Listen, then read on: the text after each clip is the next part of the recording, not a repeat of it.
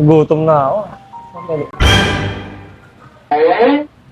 Mukha kang burat ah.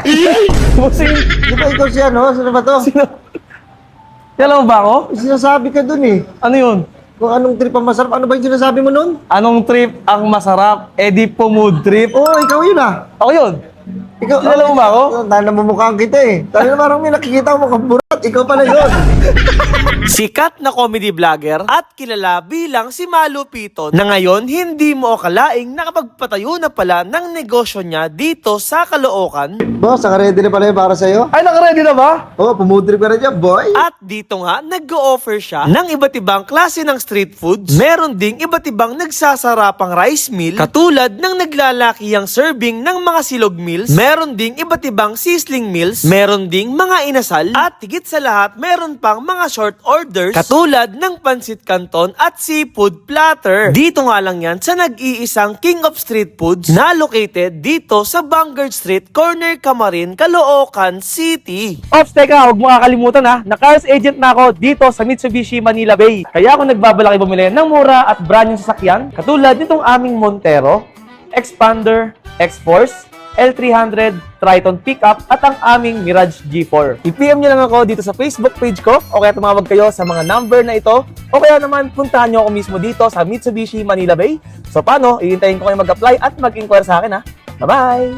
At eto na nga mga tropa, matitikman na nga natin yung mga pinagmamalaking pagkain ni Malu Piton dito sa King of Street Foods sa may Caloocan. Grabe ito, umorder tayo dito ng mga bestseller nila. Meron tayong napakalaking chicken inasal picho. Tapos guys, umorder din tayo ng kanilang top silog. Bestseller daw yan. So marami silang ino-offer dito guys. Kaya King of Street Foods, andito na lahat ng street foods na cravings nyo sa lahat ng araw. So ito mga tropa, tikman na natin yung kanilang picho inasal. Ayun, no? Grabe mo ang masarap. Tikman natin. Okay, ang sarap ah. Ang sarap ng inasal. Rice. Wow. Oh, teka lang. King mo, boy. Panalo yung inasal. Ang lambot ng chicken.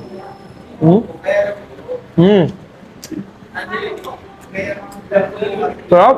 Sobrang lumasa yung smoky flavor niya. At the same time, ang sarap ng pinaka chicken oil. Tapos guys, ito, tikman din natin yung best seller nilang top silog. Ayun o. Kuha tayo ng tapa. Yung tapa nila oh. Tikman natin. Okay din. Ang sarap. Tapos guys, yung top silog nila dito, may kasama na yung pipino, itlog. At meron siyang ano, ngayon lang ako nakakita ng gantong side dish. Ang tawag dyan, pre? Pickle ba? Pickle onion. Ito yung kanilang pickle onion. Ayan, top silog, tsaka yung sinangag nila. Ang sarap talaga. Ang sarap ng pinakalasa ng top silog nila. Medyo matamis-tamis. Tapos yung pinakatapa, ang lambot. At the same time, yung kanin, talagang lumasa yung garlic rice. Tap. Titlog tayo. So yan, kaya sa mga natakam at gusto ring matikman or naghahanap ng mga street foods, pumunta na kayo dito sa King of Street Foods sa may Caloocan, Camarin, Kiko. So yun ang mga tropa. Maraming salamat sa panood nyo. Paalam. Bye-bye!